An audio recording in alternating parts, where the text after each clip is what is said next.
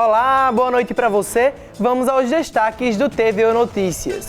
A preocupação entre pesquisadores após a confirmação de corte em R$600 milhões para pesquisas científicas no Brasil, anunciado pelo governo federal. A Expofruit em Mossoró acontece ainda neste mês. É o retorno do evento presencial depois de a edição anterior ter sido cancelada por causa da pandemia. E hoje tem jogo da Superliga de Vôlei no ginásio Nélio Dias, aqui em Natal. O time da capital enfrenta o Minas e precisa vencer após derrota para o Cruzeiro. Hoje é quarta-feira, 17 de novembro, o TVO Notícias está no ar.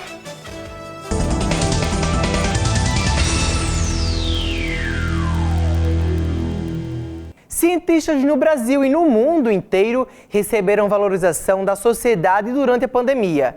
É graças às pesquisas científicas que se desenvolvem vacinas, remédios, soluções em geral para cidades e comunidades. Mas investir em ciência é fundamental para que essas soluções sejam pensadas e possam virar realidade. No Brasil, os cortes do governo federal para pesquisadores preocupam no andamento das mais variadas pesquisas. A ciência brasileira cresceu de forma vertiginosa nos últimos 20 anos, apesar das reduções nos investimentos para a área. Em outubro deste ano, o Ministério da Economia, com aprovação do Congresso Nacional, retirou R$600 milhões para investimentos em pesquisas e pegou de surpresa os cientistas que não esperavam uma redução desse tamanho. Os pesquisadores se preocupam quanto ao impacto da medida a longo prazo. Esse corte acaba só refletindo aí o que uma tendência que já vinha acontecendo, né? A gente, obviamente, não esperava um corte dessa monta, mas, de fato, é surpreendente que tenham cortado praticamente todo o orçamento de ciência e tecnologia para o próximo ano, uma vez que já era um recurso pequeno anteriormente, já vinha caindo já há algum tempo, né? Então, só agravou a situação que a gente já vinha experimentando. Na verdade, impacta de uma maneira muito grave, né? Porque pesquisa científica não é feita assim de uma hora para outra, né? Ela é um processo longo, depende de investimentos consistentes e permanentes, né? Então, quando a gente tem um corte abrupto de um período para o outro, ele compromete o andamento de diversas pesquisas que já estão acontecendo. E isso acaba impactando também no longo prazo, não se trata só de um período temporário, né? Alguma coisa mais momentânea, na qual a gente se recupera caso esse orçamento se recomponha daqui a 1, 2 anos, né? É uma perda muito grande quando você tem esse baque. Apesar das dificuldades, o Brasil resiste em meio ao sucateamento das instituições e de seus pesquisadores e se mantém como o 13º maior produtor de conhecimento científico no mundo, com participação em 372 mil trabalhos publicados internacionalmente de 2015 a 2020. Segundo o relatório recente do Centro de Gestão e Estudos Estratégicos. Os dados consolidados de 2020 mostram que o número de artigos produzidos no país cresceu 32,2%, superando a média mundial de 27,1% no mesmo período. A UFRN foi a instituição do país com o maior número de registros de programas de computadores, segundo o ranking 2020 do INPI. Além disso, a universidade já conta com 42 cartas patentes, o que a coloca como líder nas regiões norte e nordeste do país neste quesito. Mas o desempenho pode não ser repetido no próximo ano, pois R$600 milhões que seriam destinados à área científica não foram repassados ao Ministério da Ciência e Tecnologia. Quando eu falo de pós-graduação, em que nós temos mais de 6 mil alunos matriculados apenas aqui na UFRN, representando mais de 70% dos alunos de pós-graduação do estado do Rio Grande do Norte, que nós vamos ter muitas dificuldades, não apenas para a Bolsa, mas para manter os laboratórios funcionando, para manter os projetos de pesquisa em andamento que já começaram. A comunidade científica demonstrou indignação e se mobilizou contra a decisão do governo federal e do Congresso. 8 entidades científicas que compõem a Iniciativa para a Ciência e Tecnologia no Parlamento enviaram uma carta apelando pela reversão da medida ao presidente do Senado, Rodrigo Pacheco. O Fórum Nacional de Pró-Reitores de Pesquisa e Pós-Graduação também se manifestou através de nota técnica enviada ao Parlamento, onde relata o impacto negativo no edital universal do CNPq. Eles pedem que a situação seja revertida. Apesar de tudo, o pró-reitor da UFRN ressalta que os pesquisadores e alunos não devem perder as esperanças e devem seguir resistindo e lutando. Esperança a gente nunca perde. Empolgação para continuar trabalhando, a gente nunca perde. O que eu digo sempre para os nossos alunos de mestrado, doutorado, é que alguém pode tirar uma bolsa e pode criar dificuldades, mas eles vão conseguir chegar ao final, porque o que eles aprenderam, isso ninguém pode tirar. Os dias que ele passa dentro da universidade, aquilo que for aprendido com você, como é estudante de jornalismo, imagina, aquilo que você vai aprender aqui, ninguém lhe tira. A quantidade de operações de vendas nos principais setores econômicos do Rio Grande do Norte está crescendo e, desde o início deste segundo semestre, tem ultrapassado o patamar de 1 milhão de transações feitas em média por dia. Em outubro, o número de vendas atingiu a média de 1,04 milhão de operações diárias. Com isso, os setores chegaram a movimentar 3,8 bilhões no mês passado.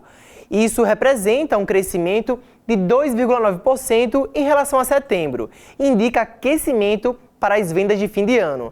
A publicação dos dados está disponível para consultas e download no site 7.rn.gov.br. Vamos conferir agora o que o secretário adjunto de tributação comentou sobre o aumento das movimentações econômicas. Chama a atenção que este foi o melhor mês de toda a série histórica dos boletins já divulgados. Atingiu-se uma média de 380 milhões de reais de movimentação econômica diária durante o mês de outubro.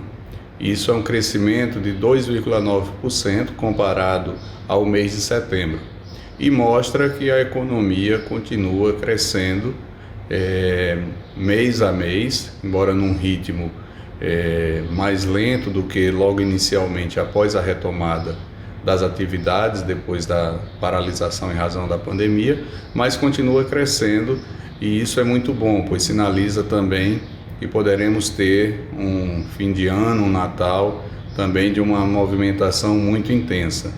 A Expofruti anunciou a programação científica para a retomada do evento em Mossoró. A feira aborda uma série de apresentações com temas como a cadeia produtiva da fruticultura, seminários, fóruns, oficinas, painéis e cursos. Quem tem mais informações é o repórter Bernardo Maciel. A Feira Internacional de Fruticultura Tropical Irrigada retoma o evento de modo presencial de 24 a 26 deste mês na Estação das Artes em Mossoró. No ano passado, o evento foi cancelado por conta da pandemia e dessa vez o tema será valorizando as oportunidades na fruticultura e conta com novidades do setor, como o aumento das exportações de frutas e a abertura de novos mercados. A parte científica ocorre como Seminário Internacional da Expofruti e no mesmo período na Universidade Federal Rural do Semiárido, a UFESA. Uma das palestras é com a consuleza-geral da China, que falará sobre as estratégias de negociações entre os dois países. O evento exigirá o comprovante de vacinação contra a Covid-19 e as inscrições podem ser realizadas através do site expofruit.com.br. Bernardo Maciel para o TVU Notícias. Você vai ver depois do intervalo, o Sebrae fez um levantamento para identificar quem são os empreendedores das áreas de favelas em Natal. Não sai daí, a gente volta já.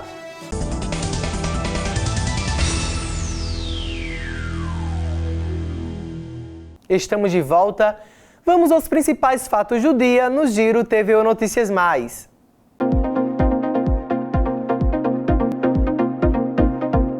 O Grupamento de Ação Ambiental da Guarda Municipal do Natal realizou uma operação de resgate de 22 aves silvestres, que estavam sendo comercializadas ilegalmente na Feira Livre do bairro Cidade da Esperança, na zona oeste da cidade. As aves estavam em gaiolas e algumas delas com sinais de maus tratos. A Guarda Municipal apreendeu e efetuou a destruição de todo o material que servia para confinamento. As aves passaram por uma avaliação de saúde e foram soltas dentro da Zona de Proteção Ambiental 01, que está inserida no Parque da capital Potiguar. A Prefeitura de Natal desativou o drive do Palácio dos Esportes e as salas de vacinação do SESI. Agora, a capital Potiguar fica apenas com o drive do ginásio Nélio Dias, localizado na Zona Norte, e do Shopping Via Direta, na Zona Sul. A Secretaria Municipal de Saúde também disponibilizou 8 salas de vacinação em horário estendido até às 18 horas. São elas: o BS São João, o BS Nova Descoberta, o SF Nova Natal, o BS Pajuçara, o SF Panatis, o SF Vale Dourado, o SF Bom Pastor e o SF Felipe Camarão 2. As outras unidades básicas de saúde seguem com o horário normal até às 15 horas, de segunda a sexta, e os drives funcionam até às 16 horas, de segunda a sábado. Mais de 200 mil famílias do Rio Grande do Norte estão endividadas. O número chegou a 84,4% no mês de outubro, segundo pesquisa de endividamento e inadimplência do consumidor, realizada pela Confederação Nacional do Comércio. No total, são cerca de 222 mil famílias com dívidas no cartão de crédito, financiamento de casa, carnês, financiamento de carro e no cheque especial. Desse total, 36,4% já estão com contas em atraso. Entre os principais fatores que contribuem para o aumento do endividamento familiar estão a queda na renda e o aumento da inflação. De acordo com o levantamento da FGV Social, a renda das famílias caiu em média 9,4%.